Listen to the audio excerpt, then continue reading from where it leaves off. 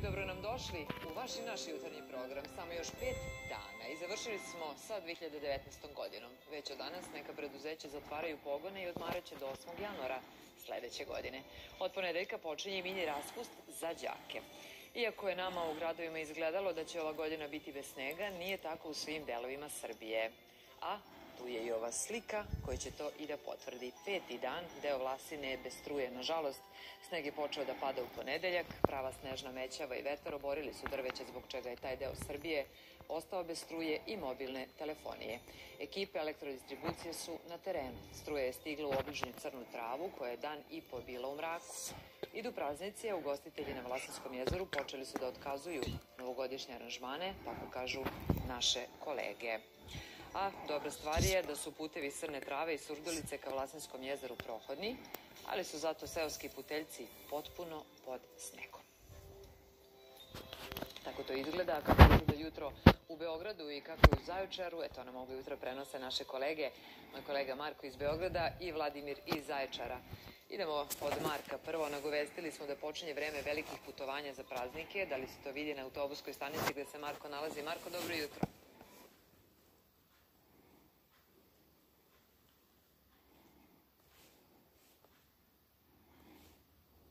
Simović započeli sa nama ovo jutro i nastavit će da se druže sa nama i dalje. Kako je još sa nama ovoga jutra? Naša Ana.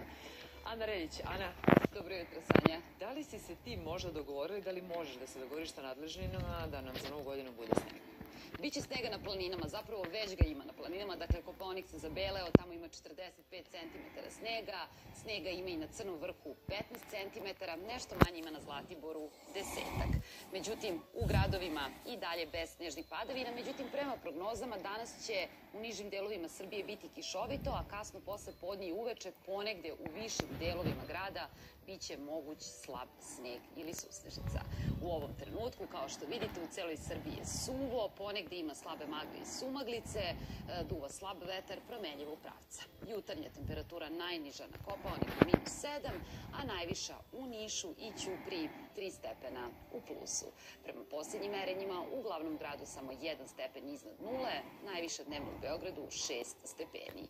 I kao što vidite, trenutno je suvo, u naredna 2 sata na području Beograda uglavnom bez padavina, ali kasno posle podne i uveče, dakle, biće kišovito, a u večernjim satima, ne znam da li primećujete, ako može kamerman da zoomira, dakle, u večernjim satima kiša će na području Beograda preći u slab sneg i susnežicu.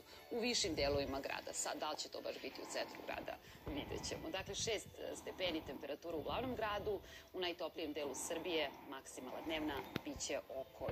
U najhladnijem delu naše zemlje samo 4 stepena iznad nula.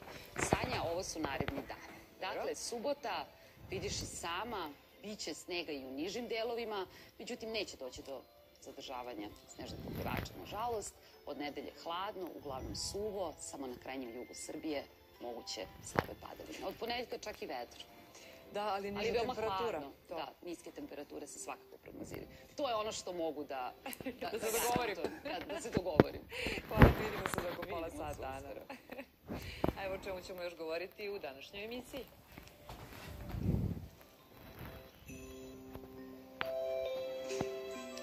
Nekada su se na reklamama nalazile valjarice.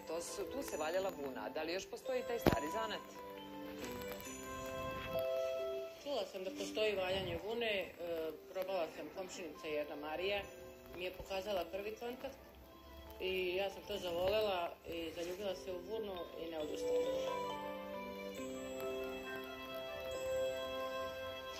Zašto se na planinama dobra za decu?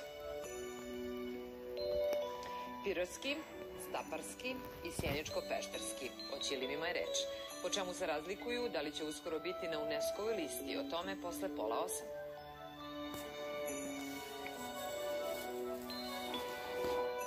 Znamo da su petarde opasne i za ljude, ali zašto su opasne za kućne ljubimce? O 70. rođendanu pozorišta na Terazijama i predstavi Neki to vole vruće govore nam ovoga jutra glumci Rade Marjanović i Bule Goncić. Oni o pozorištu, a o evropskom prvenstvu u rukometu naši najbolji rukometaši. Na kraju emisije slušamo kako to zvuči kada se prepliću pop, punk, orijentalni zvuk i prizvuk francuskih